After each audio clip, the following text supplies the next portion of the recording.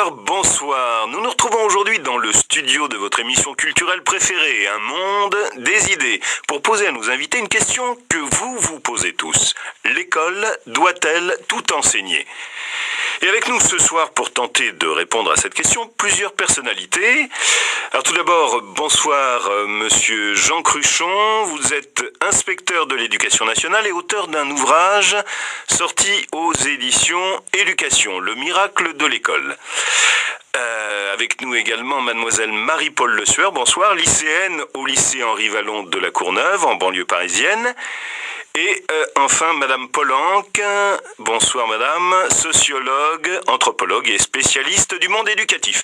Alors, j'ai envie de vous poser à tous les trois une première question.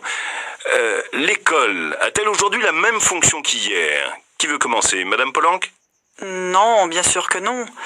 L'école n'a plus la même fonction qu'hier parce que le monde a changé. Lorsque Jules Ferry instaure l'école laïque, gratuite et obligatoire pour tous, nous sommes à la fin du XIXe siècle, dans un pays en pleine expansion économique, un pays colonialiste qui fait sa révolution industrielle, mais qui reste encore très rural. Cette école avait une vocation première, peut-être non avouée d'ailleurs, celle de finaliser l'unification du pays. Il s'agissait avant tout de franciser la République, et de faire en sorte que tous les petits Français parlent français. Ah donc vous voulez dire que l'on ne parlait pas français en France ? Absolument. Vous savez, l'unité linguistique était loin d'être faite. Les Bretons parlaient breton, les Occitans, occitan, et les Corses, corse. Mademoiselle Le Sueur, vous qui êtes toute jeune, vous saviez cela ?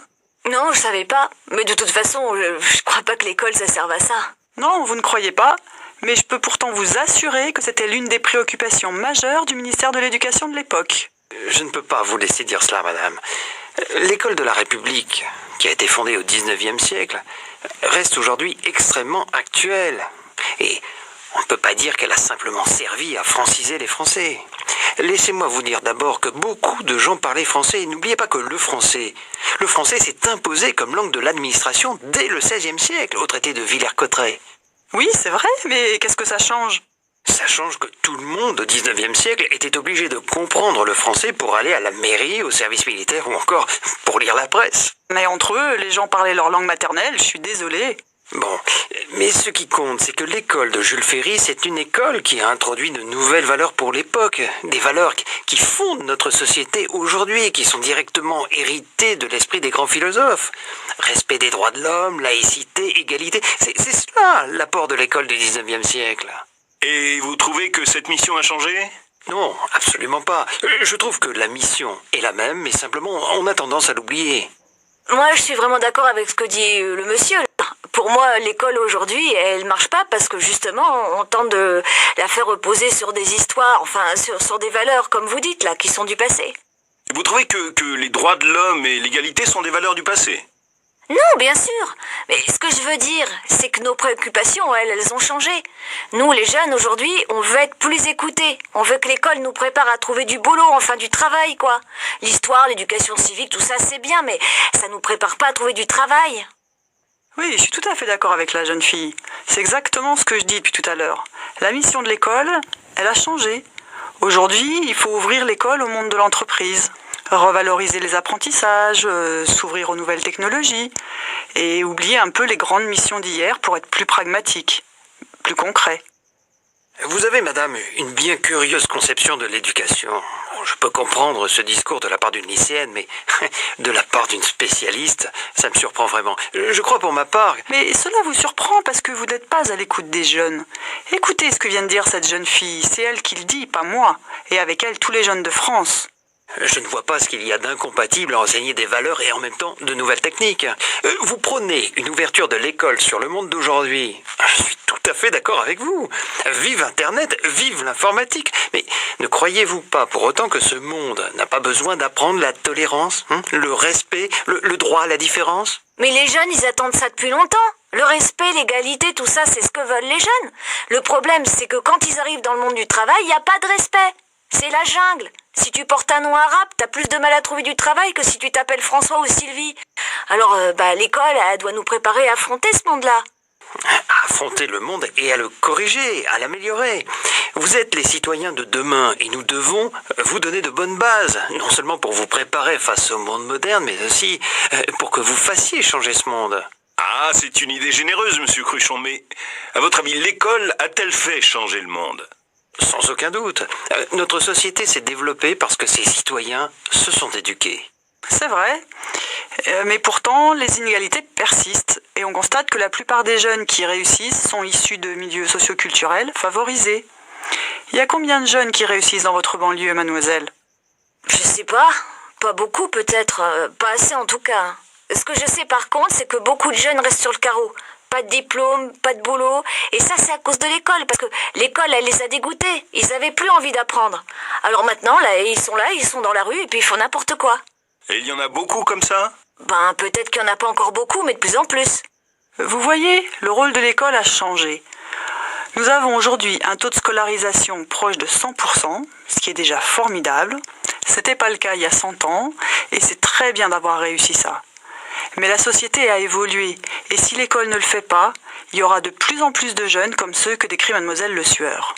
L'école évolue, croyez-moi. Elle fait face à de nombreux défis, elle les relève. Le niveau des études ne cesse d'augmenter.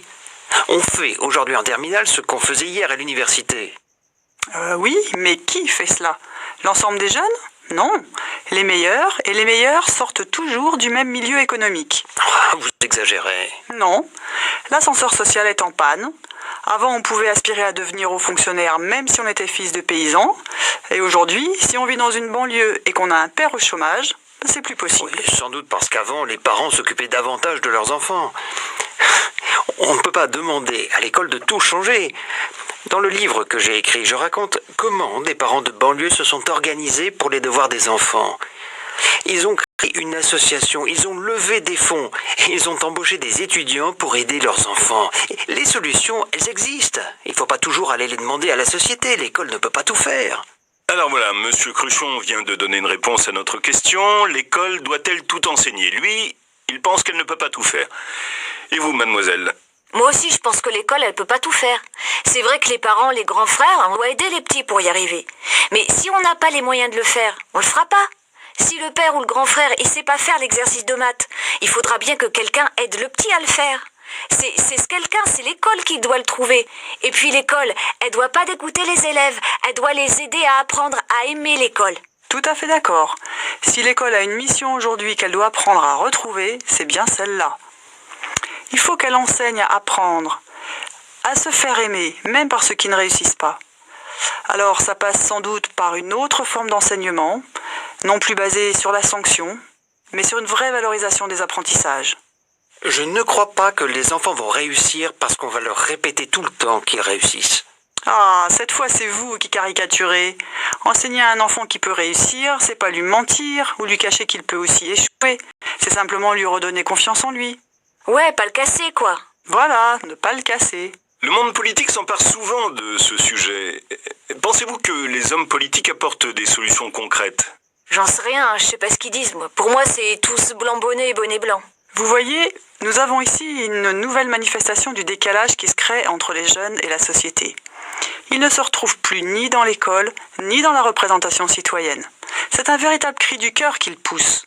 Et en cela, vous considérez qu'on ne pourrait plus refaire mai 68? En mai 68, les jeunes ont voulu changer le monde. Ils ont fait de même dans plusieurs pays, aux États-Unis, à Prague. Il y avait une véritable aspiration politique. Aujourd'hui, les idéologies ne leur parlent plus.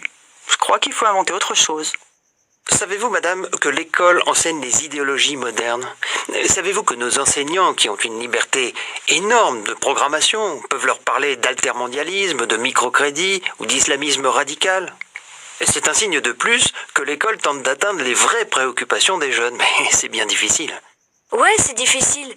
Parce que les idéologies, moi, je crois qu'elles naissent dans les rues, pas dans les classes.